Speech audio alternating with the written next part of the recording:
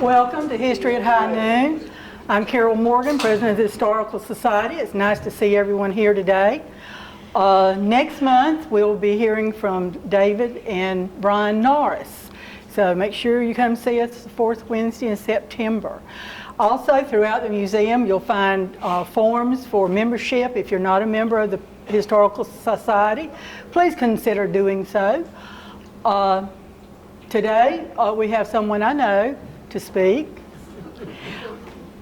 JoAnne Lewis worked with the city and the chamber and all this, and during her tenure, they procured, is that a nice way? Mm-hmm. Procured the Ashley-Slater house, and she's here to tell us about that today. JoAnne? Thank you. Get my phone turned down.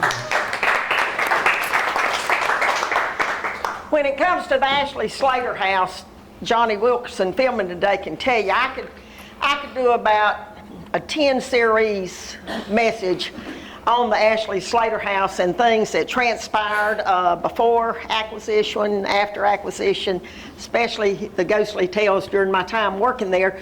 But today I even make notes so I'll kind of stay on track because it's such a wonderful place, just like this museum. It didn't just happen that it came into existence by such strong community leaders back in the early 1900s, but it's also amazing about the leadership that stepped forward in 1994 to show that spirit of leadership to make sure it remained a part of this community for years and years to come. So I'm gonna just get started with some notes, and you know, every home has a story just like mine and yours. But probably the most unique thing about this home is the rumors of ghostly tales. Even as a child, I heard about the ghost and the man who hung himself on the balcony. Well, that was not where he hung himself. We'll talk about that. But I heard so many tales about this house, and it's so wonderful. And the most wonderful thing I learned during the procurement process was how much impact the owners of that home made on Douglas and moved us forward from a business and economic development standpoint tremendously. So I'm gonna just try to stay to my points. Y'all that know me know that's hard to do.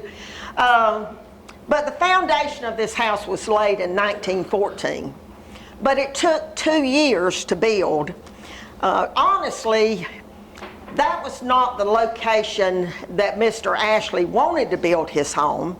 He had a farm out, well, he had several farms, but one particular where he wanted to build a home for his bride is out where J&T Tire, it's not called J&T now, it's, y'all know what I'm talking about, John Coffey's place out there. That was his farm, and that's where he wanted to build his bride a home. But nothing would have it except for her to be on Silkstocking Road, Gaskin Avenue. She wanted to be where the real people live. So anyway, but it does have a lot of ghost tales. Are there ghosts? Who knows?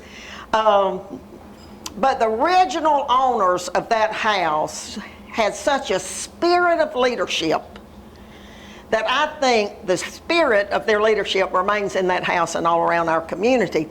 But there's a little bit more I'm gonna get to later, because 80 years after that foundation was laid, there was a group of men, 14, that stepped up with that same spirit of leadership to carry a legacy forward, and we're gonna talk about them. But first I'm gonna start with a little bit about the house. Most of you probably know the story, so I'm gonna hit some of the fine points, but the story began with J.M. John Marshall Ashley. He was born in 1861, but after his father died, his uncle took pity on the young man and said, I need to help him get started in business, and he moved him to Coffee County. So he came to Coffee County in 1907. Now, he was born in 1861, so he was a mature young man. And it's funny, soon after he got here, he would meet his wife. Because Miss Ada Clements was born in Alamo, Georgia, and she came to visit her sister in 1907, and she went to a big party at the Lonnie Pope House. Now, the Lonnie Pope House sat where Holt's Bakery is today, and now it's kind of been drugged down by the railroad track on, Jim, what street's that? Jackson Street. But anyway, I hated that happened, but it did. But anyway, she went to a big party there, and in 1908 they married. So that told me that Mr. Ashley came to be a prominent businessman. Miss Ada came as a socialite from Alamo because her family owned a lot of land and business in Alamo, and they must have been looking for somebody because they married in 1908. Now, Ashley founded the the Union Banking Company, which was the very first bank in Douglas. Now, I want you to picture this. At that time, we were looking at most all streets were dirt. Most all buildings were one structure. Well, all of them basically were one structure. There were a few little homesteads and different things, but also there was just not multi-story buildings. And he built the Union Bank, a brick building 3 stories high, right in town, surrounded by little, almost lean-to kind of businesses at that time. So that tells you the kind of insight and the kind of money he must have had, or his family. Some of his other businesses were the Dukoff Hotel, which stood now where Emily's business, Christian bookstore. Okay. Blue Sage now stands, was the Dukoff Hotel. He built that, and it was a multi-story building. He owned Douglas Wholesale Grocery Company, Douglas Oil, Douglas Fertilizer, Douglas Realty, and Empire State Company. So, you know, he did a lot during his short few years here.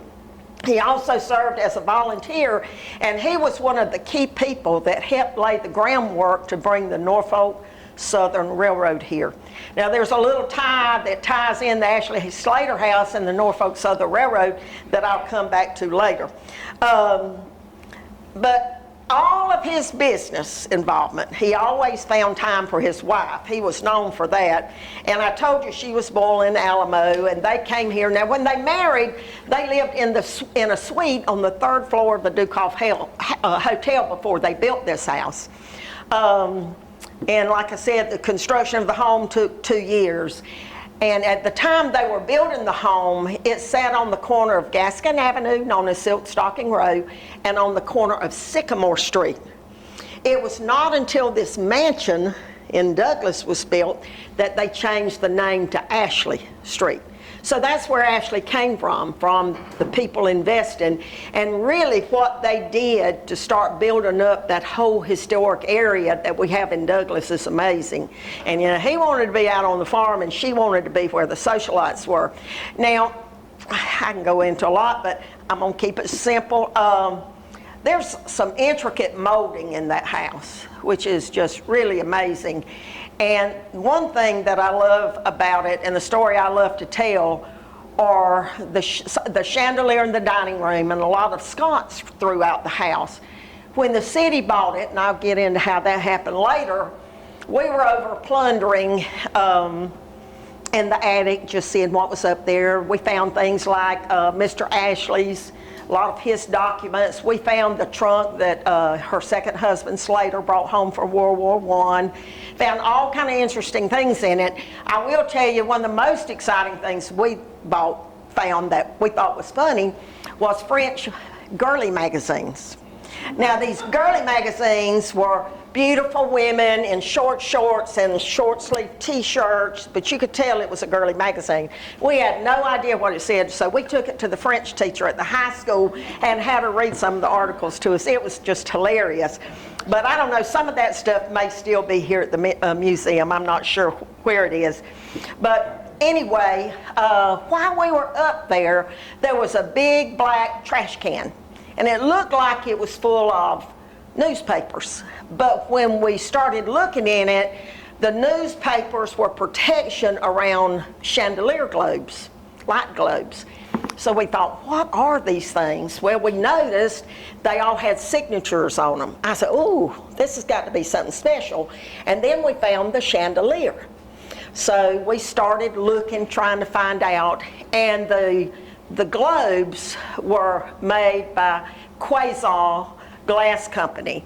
And Mr. Quasar actually worked for Tiffany's for years. And he left Tiffany's and he started his own company. And we had found records where Miss Ada spent a lot of time going back and forth by train to New York to buy things to go in the house. So we thought, well, gosh, we need to find out where these were made. Well, of course, it was in New York. So we found traces of her going to New York to buy lighting for the house. But the most astounding thing was I Googled the Quasar globe that we found, and there was probably, they're scattered all around the house. They're in the chandelier, on some sconces, different places. One globe, $600. And how they were saved in the attic, no one knows. And then we found the chandelier, and it was also a treasure to be found. So we had it cleaned up where it looked decent, and the globes put back in there, and all the light fixtures were hung in the house during the renovation. And I told Carol, I had some pictures printed off. I've been out of town. I drove home just to speak. I'm leaving again, and I left all the pictures where it came from. But anyway, it's interesting what you find up there. But that was something that's interesting. The other thing was the artwork that was originally on the cornice on the outside of the house. If you look up on the house, right underneath the roof, there's like a 2-foot cornice that goes all around the house. Well, we didn't realize it at the time, but when we were doing the demolition of the sun porches that had been really messed up over the years, we were removing some drop-down ceilings, and on that cornice we looked up, and it was a painting. So we went back and found a really old photo of the house, an original. That artwork went all around the house, but not only was it on the exterior cornice, it was the cornice in the dining room, which is still there. They actually hired an artist to come in and live in the house for 2 years to paint these cornices on the exterior and the interior. We even brought in some students from the University of Georgia to see about cleaning the one in the dining room and what it was all about. They said, don't touch it. This is in pristine condition. This is a marvelous piece of artwork. Don't mess with it. So we didn't, and it is beautiful. I've kind of get off track. I will stop right here to tell you a story about that mural. When we were trying to find out history about Miss Ada and Mr. Ashley, Donna Day and I drove to Alamo, Georgia, where Miss Ada's niece still lived in the home place. And she was 90 years old at the time. We drove up. She drove up right behind us. She must have been a woman kind of like my mama that never stopped. But we went in and we talked to her, and she talked about what it was like being the niece of Miss Ada, who had no children, but she really took care of her nieces and nephews. We won't go into all that today.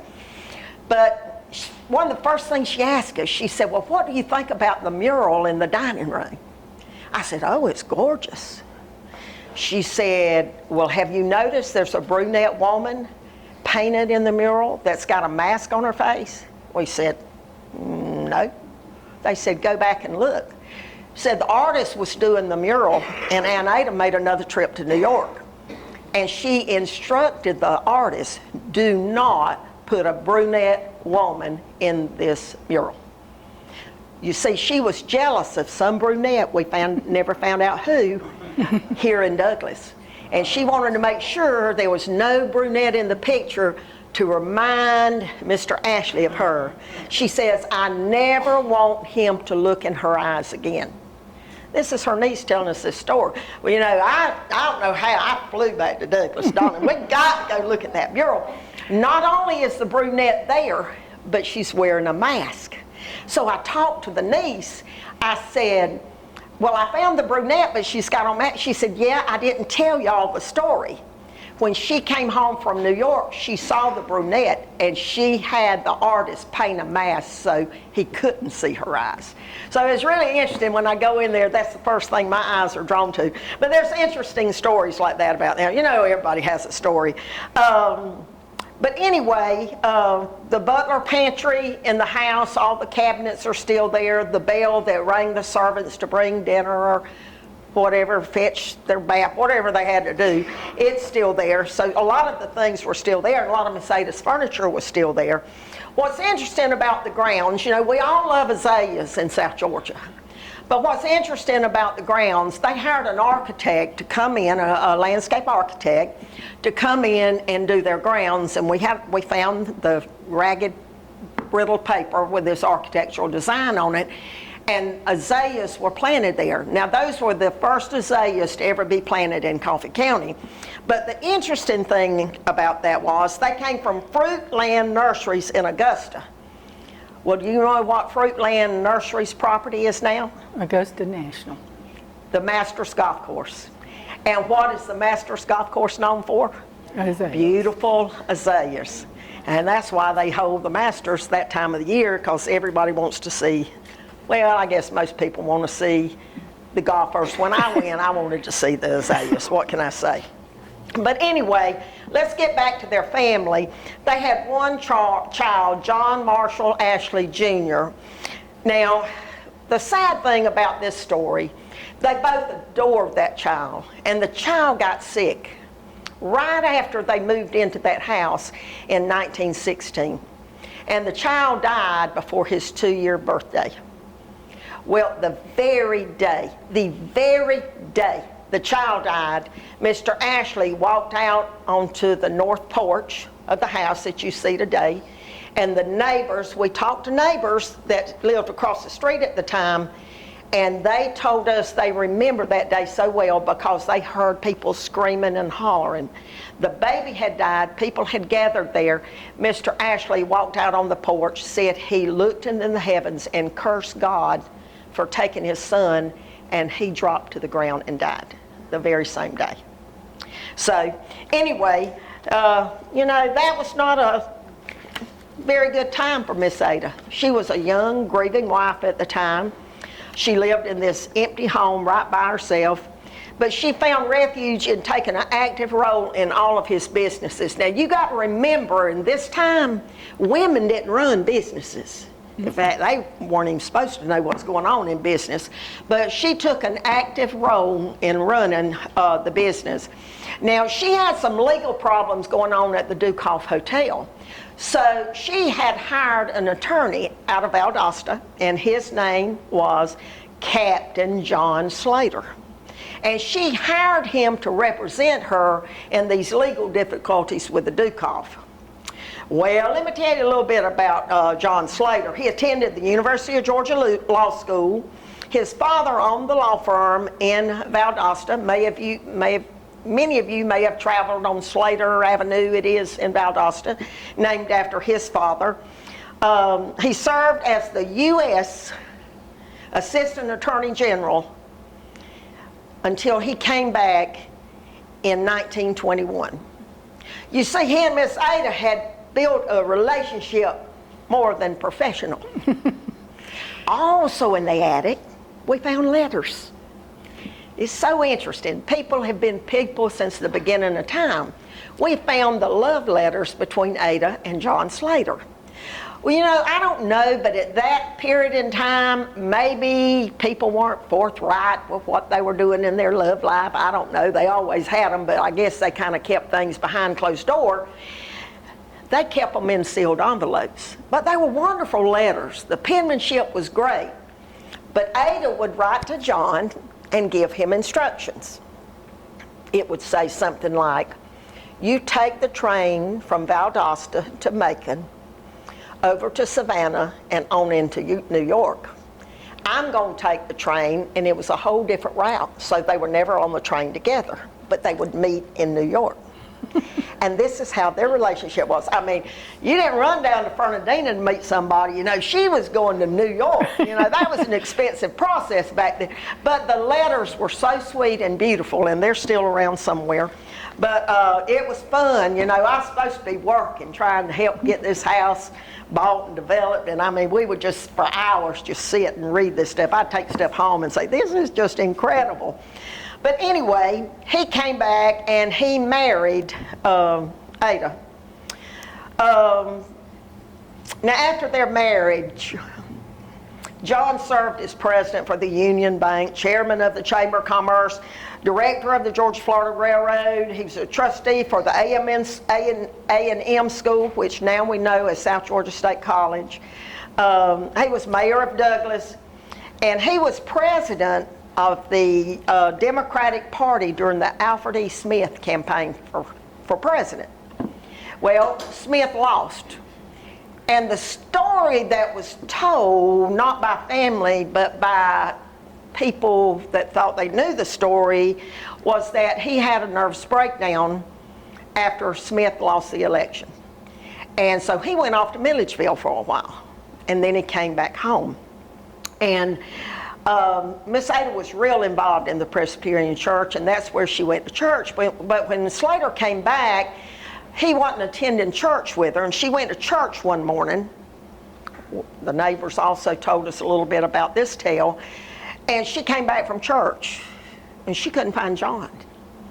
And she called, "John, John." She went outside, she went inside, people heard her calling for him. You know, back then you opened the doors and raised the windows. Your house wasn't closed for air conditioner. And finally, she opened the door leading to the stairway to the top level of the house, and there he was hanging by a noose on the landing of the stairs. And that's where she found him. Now, before I go on about the newspaper article that the Atlanta Journal wrote on him, I will go back and tell you about the family side of the story. We were told, I can't document this is oral history, we were told by a few of the nieces that Miss Ada and Mr. Slater were having some marital problems before the Smith campaign fell. And that she didn't like the way he was running the businesses, and she didn't like the way he was spending her money. And there was major dissension going on in their life. But now you don't find that anywhere in the newspaper articles, and I don't know if it's true, but that's what the family said. All right, once again, she was left with this empty house and broken heart, and at the age of 49, she didn't look for another man. She buried herself in business. Not only business, she became president of the State Women's Presbyterian Organization and got really involved in that. So she lived in that house until 1972. She was 91 years old when she died, and we actually interviewed some of the caregivers that stayed with her before her death. Now, one thing about Miss Ada, she stayed in that house, but it was kind of a dark place. And people would tell us they would go to visit. Now, she'd host a bridge party or she'd have a tea, but it would be on her own time. But many times if people went to visit, when they knocked on the door to visit, first they had to ask Miss Ada if the servants, if they could come in. And many times she would make the excuse she was busy. But if they did, they would have to wait in the parlor, and it would take her quite a while to come down, so she probably wasn't dressed for guests.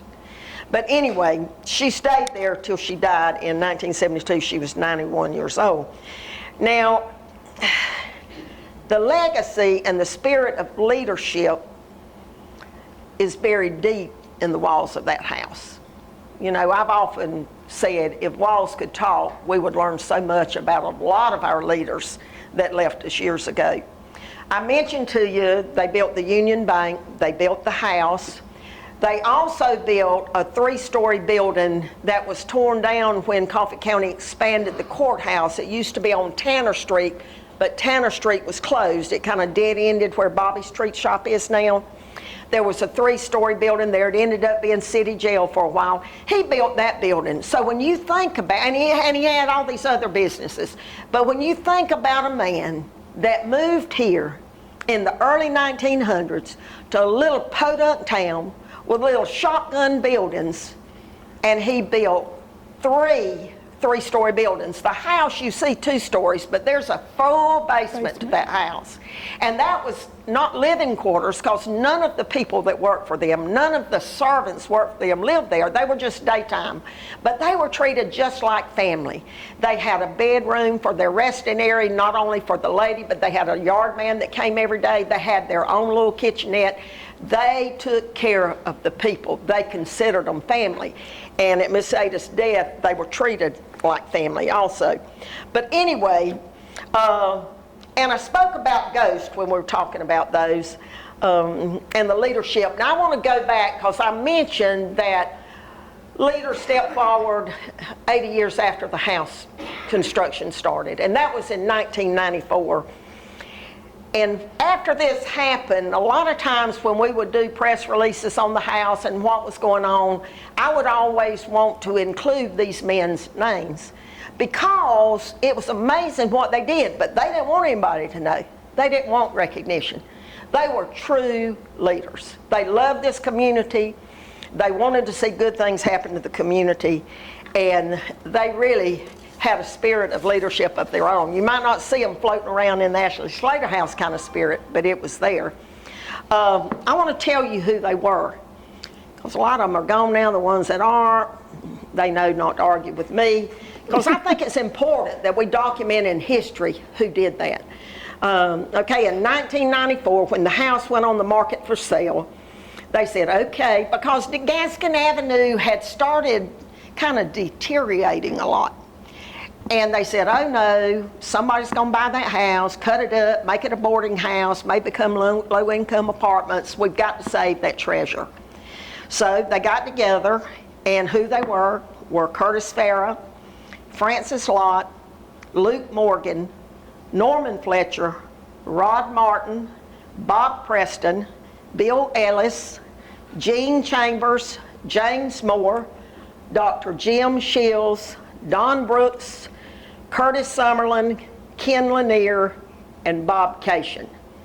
Now those men together put in personal money, $175,000, and bought that house in 1994. There was no promise of any kind. Now, they had come to the city and said, will y'all buy the house? Well, you know, when you deal with government money, it's not as easy as people think, and a lot of people don't care about old property, and they say, well, it's, you know, city commission, the community will go wild wanting us to buy every old house. I was working in the city at the time, and I understood that. They said, well, don't worry about it, we'll buy it. All we want y'all to do is try to find some grant funds that can restore it. This is our gift, but we want y'all to try to find some money to restore it. If not, we'll either sell it or we'll figure out something to do with it. So anyway, in 1994, they bought it. It was not until 1997 that the state of Georgia got federal funds called T funds, Transportation Enhancement Act funds, that could be used to get 100% grant money for community projects. Now, it's really funny, it took that long, but there was a good thing about it. Transportation Enhancement Act funds had to promote things like tourism on state highways. Now look, y'all might not remember, but Ward and Ashley were not one-way pairs. Ward was our main road coming through town. It was a two-way road, and it was a state highway. Well, what happened when it became one-way pairs? Ashley also became Highway 32. Well, guess what that made? We qualified. Well, at the same time, everybody was wanting to save the Ashley-Slater house. We had Mayor Durwood Buchan and Commissioner Tom Wilson and I had attended an event in Rome, Georgia at a old depot building. And they had restored it into a museum, a local history museum. I'll never forget, they wanted me to go to drive them. They didn't like driving through Atlanta. I was still working for the city, so I went with them. It was a Georgia Municipal Association event. And we went up there, and I knew there was a toga party planned that night, but I didn't tell them because, you know, them old men, they wasn't going to do nothing fun. But I made sure I took sheets and everything we needed to toga. I remember it so well. I made them dress up. They had the most fun, but walking around, Durwood Buckins said, Tom, we got that old depot that vandals are living in. It's in terrible shape. We need to find a way to buy it and turn it into a museum. JoAnne, won't you go back and figure out how to do that? I said, yeah, I don't know what y'all think I am, but anyway. But now what all of a sudden happened, it put the Ashley-Slater house and this depot on Highway 32. So it was just one grant that we applied for, one grant for $500,000, not for acquisition, but for restoration of the properties. Now, we usually had pretty good luck getting grants, I'll be honest with you. We had pretty good luck. We had a lot of governors that thought we were progressive in this community, but times are changed. Times have really changed in getting federal and state funds. And like I said, these were federal funds, but they came through the state. Anyway, we applied, we just knew we had it. Well, I'll never forget, Jackie Wilson called me. She said, they just released announcement of those that got approved for funds. We're not on it. We said, what? We're not on it. We weren't approved. So Jackie called the Department of Transportation that the funds came from. He said, well, we just didn't have enough money. We ran out, we scored them, you know, on a basis of need, and the traffic's on the highway and all that, and it just didn't quite qualify. You were right there at the end. So Jackie picks up the phone. I was in her office, and she calls Curtis Farah. And she said, Curtis, we didn't get our grant. He said, wait a minute, let me call the state. And Curtis got on the phone, and he called DOT. He called every legislator he knew. Walter Ray was up there at the time. Walter went office to office to office to office, and amazingly, the next week, they found $500,000 for our grant. It's hard to do things like that now, but that's also the spirit of leadership. People like the Curtis Farahs in our community that people just thought was a local lawyer in town. But the things he did, he won't let you publish them, but I could write a book on such great things he did, not for Curtis, but for this community. And Francis Locke was the same way. Just selfless individuals always doing things for our community. Anyway, so let me get back to the ghost. There's never been an eye-to-eye account of physically seeing a ghost. And I'm really not scared of ghosts, but I can promise you there is not enough grown men in this county that could have stood behind me and pushed me in that house at night by myself. Because during the day, the strangest things went on. And I could spend a whole day, and Todd Womack actually did research on ghost stories in Coffee County and included several, but I'm telling you, there were weird things going on. But I'm gonna share one ghost story with you because I know this firsthand because I did it, and I know it was true. We had a lady come to work for the city on the maintenance crew, and they would come in at night and clean the city buildings. Well, I met her that day, because they'd come in before we left. I met her that day. She's a very sweet lady, and she wanted to say, I've always wanted to see this house. My children always want to see, and I was showing her around. I said, look, she said, they're out of town. I don't know if they could come. I said, well, if they do, I can show them. I said, but let me tell you what I'm going to do. I said, wait right here. And I went upstairs. Back then, we used portable cameras. You know the little Kodak portable cameras, paper portable cameras. I had one on my desk. I said, while you're here tonight, take some photographs, and I'll pay for it. I'll get them developed, and you can send it to your family. She was so excited. So, you know, it took you about 3 or 4 days to get them back. Anyway, they came back. I never took them out of the package and looked. I just had the package on my desk. So I waited around one day. They were coming in to clean. And I said, here's your pictures. I said, look at them and see what you think. Well, she did fine until she came across this picture right here. And she got terrified. And she got so upset. She said, I can't work here. I said, what in the world? She said, there's a ghost in this picture. And I looked at it, and it's blown up. It's not real clear, but in the small original, It is so clear, looks exactly like the profile of a woman wearing a dress. But blown up, it kind of smears it. She quit that moment and never returned to her job. So, you know, there's a lot of stories been told. Carol's got this picture here at the museum, but these are the steps coming down the house. You can't imagine how many people have failed coming down those steps. Mm-hmm. One quick story. two on the steps. I didn't think it was true. I said, oh yeah, people have been hurt bad falling down those steps. She don't like them upstairs. That's where her bedroom was. Miss Ada pushes them down. I thought, no, she can't be that bad. But anyway, during renovation, I was over several departments with the city, but building maintenance was one, and that's how I got involved in the renovation of everything. But Tom Williams and Walter Huckabee walked from our office over to the house to check on something for me. I said, would y'all go check that out? Let me know what's going on, what we need to do. So they walked over back. They came back. Tom was hobbling. He couldn't hardly walk. Nobody had ever mentioned any stories about the steps. I said, what in the world? Tom said, I got almost down to the bottom of the steps and I just fell. It's like somebody pushed me. My leg is killing me. I got to go to the emergency room. I said, oh my gosh. Y'all know there's a ghost that lives on those stairs. They just went crazy. Well, we kind of laughed it off, thought Tom was clumsy. Jim, you might have been there. When we did the grand opening of that house in 1999, Martha Evans was coming down the steps, and 3 steps from the bottom, Martha tumbled to the ground.